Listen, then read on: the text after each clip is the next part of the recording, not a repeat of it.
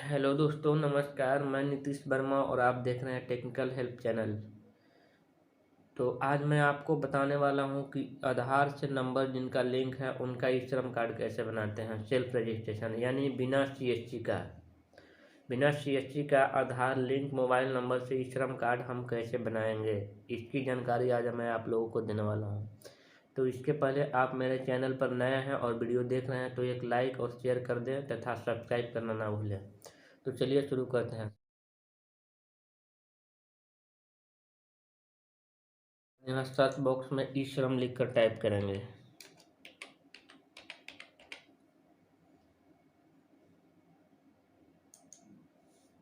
इसके बाद देखिए दोस्तों, ये ई श्रम सेल्फ रजिस्ट्रेशन आया है और ये ई श्रम होम है। ये ई श्रम सेल्फ रजिस्ट्रेशन पर हम लोग क्लिक करेंगे और इसके बाद देखिए यहाँ पे रजिस्ट्रेशन फॉर सीएससी डिजिटल सेवा लिखा हुआ है और ये देखिए यहाँ सेल्फ रजिस्ट्रेशन लिखा हुआ है।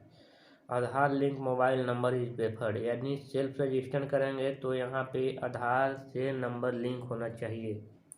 तो चलिए मैं एक आधार से नंबर लिंक यहाँ डालते हैं और इसके बाद कैप्चा फिल करते हैं।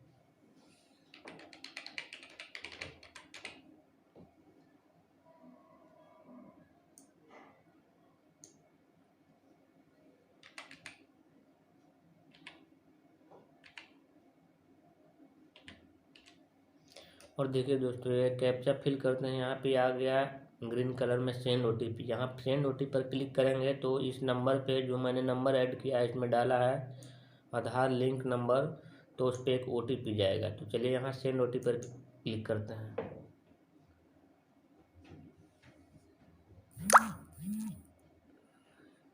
चलिए ओटीपी आ गया, अब हम यहाँ ओटीपी डाल देते हैं।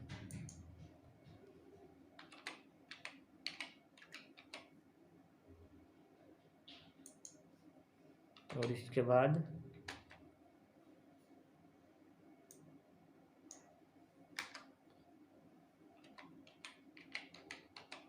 सबमिट पर क्लिक करते हैं। देखिए दोस्तों, अब यहाँ खुल कर आया है। यहाँ पे आधार नंबर डालना है। इसके बाद यहाँ पे I agree the terms and condition for registration under e Shram portal, यानी मैं ई श्रम पोर्टल के तहत पंजीकरण के नियम और शर्तों से सहमत हूँ। यहाँ पे क्लिक करके सबमिट करके आगे बढ़ना। तो चलिए मैं यहाँ पर आधार नंबर डाल देता हूँ और इसके बाद एग्री बटन पर क्लिक करके सबमिट करता हूँ।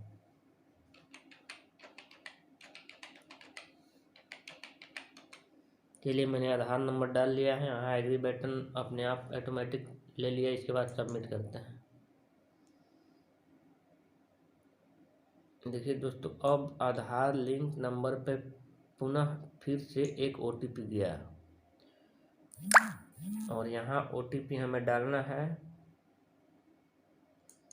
और इसके बाद वैलिडेट पर क्लिक करना है।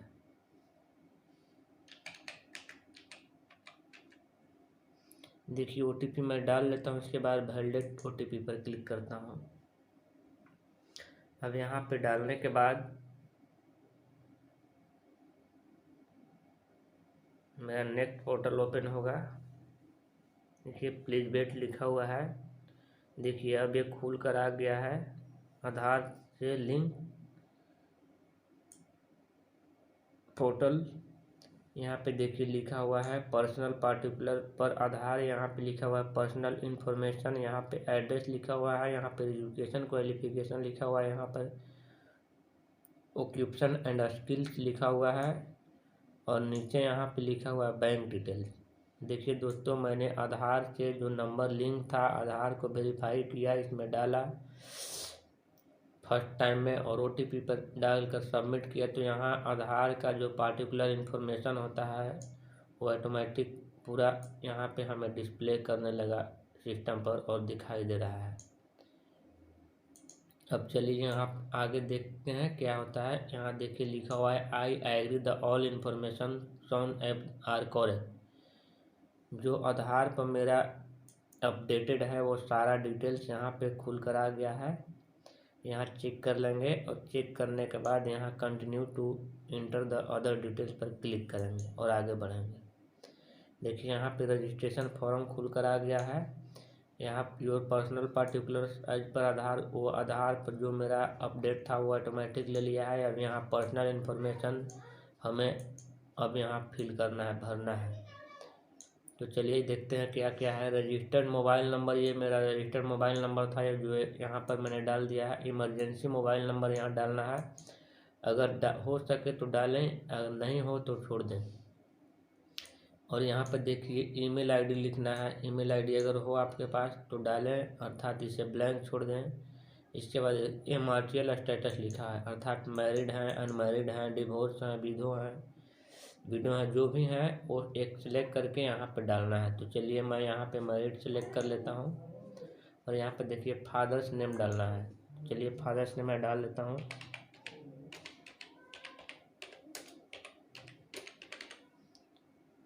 इसके बाद दोस्तों यहाँ पे कैटेगरी सिलेक्ट करना है। देखिए लिखा हुआ सोशल कैटेगरी, तो यहाँ पे देखिए SC ST OBC जनरल लिखा हुआ है, मैं यहाँ पर OBC सिलेक्ट कर लेता हूँ। आप जो कैटेगरी के होंगे वो सिलेक्ट कर लीजिएगा। यहाँ पे देखिए सोशल कैटेगरी सर्टिफिकेट मांग रहा है, अगर आपके पास हो तो यहाँ ब्राउज़र पर क्लिक करके आप यहाँ जहाँ भी आपके सिस्टम में फाइल रखे होंगे वहाँ से सिलेक्ट करके यहाँ ओपन करेंगे तो यहाँ पर आ जाएगा और लोड हो जाएगा। इसमें मेरे पास नहीं है, मैं यहाँ पे नहीं करता हूँ। यहाँ आगे देखिए ब्लड ग्रुप लिखा हुआ है, यहाँ देखिए A पॉजिटिव लिखा हुआ है, A negative, B positive, B negative, O positive, O negative, AB positive, AB negative लिखा है। जो आपका ब्लड ग्रुप हो वो लिखें, अर्थात मेरे पास B नेगेटिव है, मैं B नेगेटिव लिख लेता हूँ। अगर दोस्तों आप लोग अपना ब्लड ग्रुप चेक नहीं करवाए होंगे तो इसे ब्लैंक भी छोड़ सकते हैं, ये एसेंशियल नहीं है।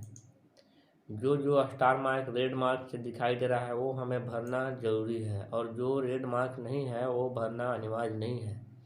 देखिए यहाँ रजिस्टर्ड नंबर ये स्टार मार्क रेड से है, इसे भरना है। इसमें स्टार मार्क नहीं है, इसे हम भर सकते हैं, नहीं भर सकते हैं, मेरी मर्जी। यहाँ मार्शल स्टेटस देखिए भी है स्टार मार्क, ये जो स्टार मार्क लगा हुआ है वो हमें भरना अनिवार्य है। चलिए अब आगे बढ़ते हैं। यहाँ देखिए नॉमिनी डिटेल्स डालना है, नॉमिनी नेम एक डालना है। यहाँ पे हम डाल देते हैं एक नॉमिनी नेम।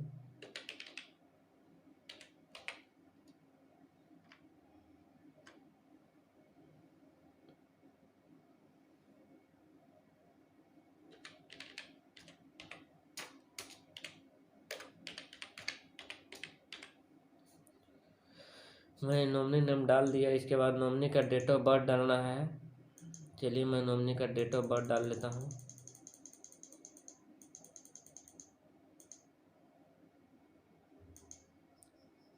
और इसके बाद देखिए दोस्तों मैंने नॉमिनी का डेट ऑफ बर्थ डाल दिया है। और इसके बाद नॉमिनी का जेंडर सिलेक्ट करना है, नॉमिनी का जेंडर सिलेक्ट कर लिया। रिलेशनशिप, जो नॉमिनी आप सिलेक्ट कर रहे हैं वो आपके रिलेशन में कौन है वो यहाँ पे सिलेक्ट करना है। अगर वाइफ है तो वाइफ, डॉटर है तो डॉटर, माँ है तो mother, grand mother, adopted daughter, unmarried sister, window sister, deserted sister, जो आपके हैं वो डालना है। मैं यहाँ पे वाइफ का सिलेक्ट कर लेता हूँ क्योंकि ये मेरी वाइफ है।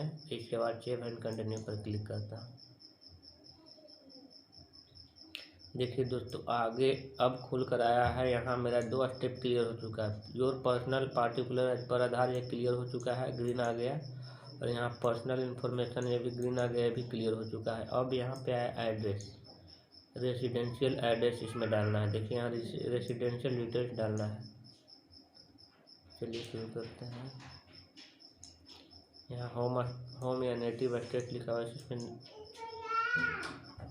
बिहार सेलेक्ट कर लेते हैं स्टेट का नाम। इसके बाद होम नेटिव डिस्ट्रिक्ट लिखा हुआ है, यहाँ पे डिस्ट्रिक्ट सेलेक्ट कर लेते हैं।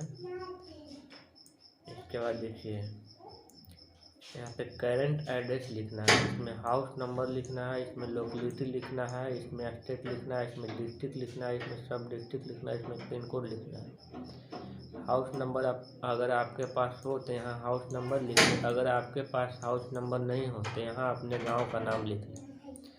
तो चलिए मैं अपने गांव का नाम लिख लेता हूं क्योंकि मेरे पास हाउस नंबर नहीं है। चलिए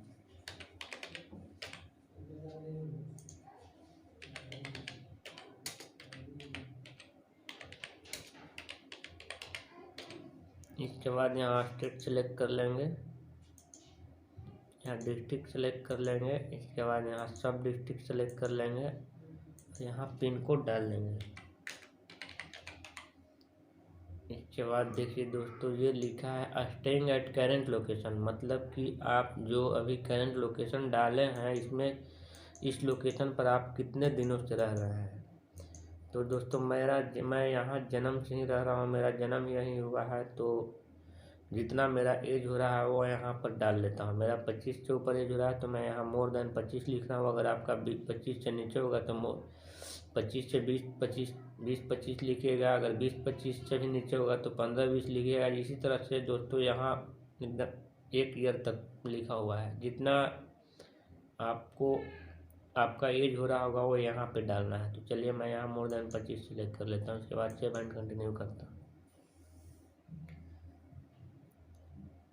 ये देखिए दोस्तों, अब यहाँ मेरा 3 स्टेप पूरे हो चुके हैं। एक पर्सनल पार्टिकुलर पर आधार, पर्सनल इन्फॉर्मेशन और एड्रेस। अब आगे नेक्स्ट स्टेप आया है एजुकेशन क्वालिफिकेशन। तो यहाँ पे अब हमें एजुकेशन क्वालिफिकेशन डालना है कि आपका योग्यता क्या है। तो चलिए मैं यहाँ डालता हूँ एजुकेशन क्वालिफिकेशन। देखिए यहाँ लिखा है no literate without formal schooling below primary middle secondary higher secondary diploma graduate post graduate technical degree. तो दोस्तों यहाँ पे अपना क्वालिफिकेशन जो आपका योग्यता होगा, जितने आप पढ़े होंगे वो यहाँ पे लिखना है। तो चलिए मैं यहाँ पे ग्रेजुएट सेलेक्ट कर लेता हूँ। आपका जो होगा वो यहाँ पर लिख लीजिएगा, सिलेक्ट कर लीजिएगा। यहाँ पे देखिए मंथली स्लैब यानी मंथली इनकम लिखा हुआ है, आपका मासिक आमदनी क्या है। तो चलिए मैं यहाँ पे मासिक आमदनी में 10,000 से बिलो डालता हूँ। अगर आपका 10,000 से ऊपर हो तो 10,000 से 15,000 डालेंगे। अगर 15,000 से ऊपर हो तो 15,000 से 18,000 डालेंगे। इसी तरह दोस्तों 21,000 से ऊपर होगा तो 21,000 डालेंगे। तो चलिए मैं अपना 10,000 से बिलो डाल लेता हूँ। इसके बाद अगर आपके पास इनकम सर्टिफिकेट होंगे, आय प्रमाण पत्र, तो यहाँ पे सेलेक्ट करके अपलोड कर देंगे। अगर नहीं हो तो आप सेव एंड कंटिन्यू पर क्लिक करेंगे। अब देखिए दोस्तों, यहाँ लिखा है ऑक्यूपेशन एंड स्किल, मतलब कि आप करते क्या हैं, आपका स्किल क्या है। तो देखिए यहाँ लिखा है प्राइमरी ऑक्यूपेशन, माने जो प्राथमिक पहला ऑक्यूपेशन है ये डालना है।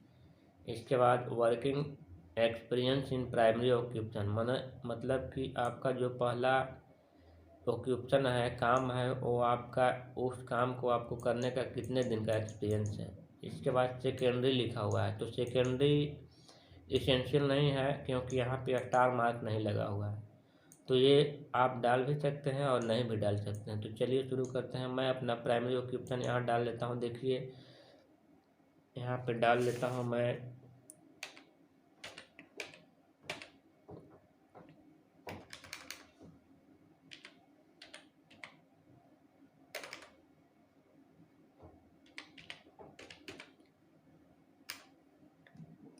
Tutor and teacher at home tutor coaching centre tutor, ये डाल लेता हूँ क्योंकि मैं ट्यूशन पढ़ाता था और पढ़ाता हूँ अभी फ़िलहाल में कोचिंग।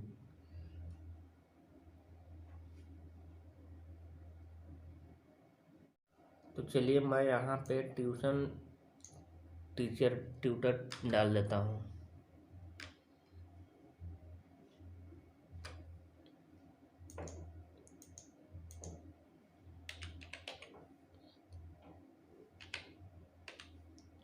देखिए दोस्तों आ गया। अब यहाँ हम डाल लेते हैं। इसके बाद अगर आपका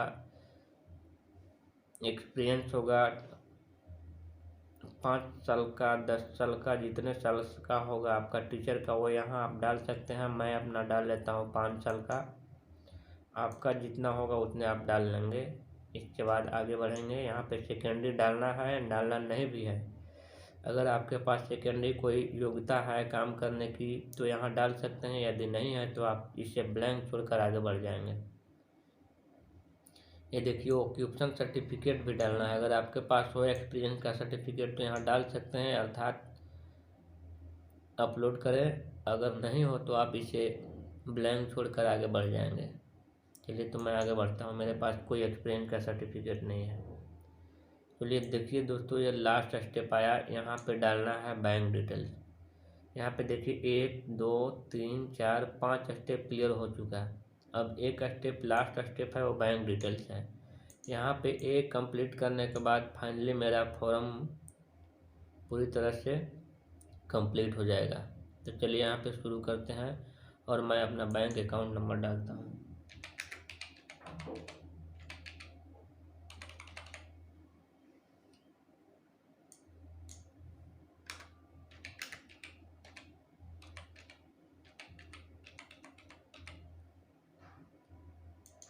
चलिए डालते हैं नेक्स्ट।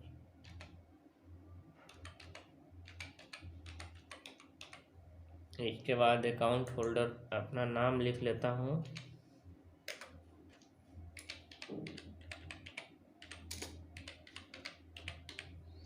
चलिए दोस्तों, यहाँ पे IFSC कोड डालना है। IFSC कोड मैं डाल लेता हूँ, मेरा ऑलरेडी भरा हुआ है। देखिए यहाँ IFSC कोड यहाँ पे सर्च करेंगे तो देखिए सर्च करने के बाद बैंक का नाम आ गया स्टेट बैंक ऑफ इंडिया और ब्रांच का नाम भी आ गया क्लियर। अब इसके बाद हम यहाँ पे सेव एंड कंटिन्यू पर क्लिक करते हैं। देखिए दोस्तों, सेव एंड कंटिन्यू पर क्लिक करने के बाद यहाँ पे लिखा है सेव डोंट सेव, मैं डोंट सेव पर क्लिक करूँगा। इसके बाद आगे देखिए यहाँ रजिस्ट्रेशन फॉर्म लिखा हुआ है, एक प्रीव्यू सेल्फ डिक्लेरेशन है। जो आपने भरा वो पूरा क्या भरा क्या नहीं भरा वो सारा आपको दिखाई देगा। एडिट करने का ऑप्शन यहाँ पे देगा आपको। तो चलिए एक बार देख लेते हैं पुनः। ये मेरा पर्सनल पार्टिकुलर एज पर आधार से है, जो मेरा आधार पर है वो यहाँ पे शो कर रहा है। और यहाँ पे मैं आगे बढ़ते हैं, देखते हैं पर्सनल डिटेल्स। यहाँ देखा लिखा हुआ है मेरा पर्सनल डिटेल्स, यानी mobile number, martial status, father's name, social category, blood group लिखा हुआ है, विकलांग कोटा लिखा हुआ है। अगर विकलांग है तो यहाँ पे यस करेंगे, नो है मैंने नो सिलेक्ट किया है। इसके बाद नॉमिनी डिटेल्स लिखा हुआ है, इसके बाद एड्रेस लिखा हुआ है। ये सारा चीज़ मेरा सही है। क्वालिफिकेशन लिखा हुआ है और ऑक्यूपेशन लिखा हुआ है। इसके बाद ऑक्यूपेशन का एक्सपीरियंस लिखा हुआ है। बैंक डिटेल्स, ये सारा डिटेल्स मेरा सही है। तो मैं अब देर ना करते हुए यहाँ अंडरटेकिंग नियम और शर्तें पर कंफर्म होकर सहमति होकर यहाँ क्लिक करेंगे। इसके बाद एडिट करना है, अगर कोई गलती हो तो एडिट करके सुधार सकते हैं, नहीं तो यहाँ सबमिट पर क्लिक करेंगे। तो मैं चलिए सबमिट पर क्लिक करता हूँ और आगे बढ़ता हूँ। चलिए मैंने फॉर्म को सबमिट कर दिया है और अब देखिए ये नेक्स्ट डैशबोर्ड क्या खुल कर आया है। तो देखिए ये श्रम कंप्लीट फॉर्म कंप्लीट होने के बाद ये कार्ड का डिटेल्स और ये कार्ड शो कर रहा है मेरा। देखिए मेरा कार्ड यहाँ लिखा हुआ है ई श्रम कार्ड, भारत सरकार, गवर्नमेंट ऑफ इंडिया। और यहाँ पे सारा मेरा जो आधार से पार्टिकुलर डिटेल्स था वो यहाँ ऑटोमेटिक ले लिया है। और नीचे सेकंड में आएंगे, यहाँ देखिए मैंने डाला ब्लड ग्रुप, यहाँ पे मेरा लिखा हुआ है। प्राइमरी ऑक्यूपेशन मैंने जो डाला है वो लिखा हुआ है और करेंट एड्रेस जो मैंने डाला वो लिखा हुआ है। इसके बाद कॉन्टेक्ट नंबर भी मेरा लिखा हुआ है यहाँ देखिए। इसके बाद कुछ नहीं करना है दोस्तों, डाउनलोड कार्ड पर क्लिक कर लेना है। यहाँ इस पर क्लिक करने के बाद मेरा डाउनलोड इवेंट कार्ड सक्सेसफुली हो जाएगा।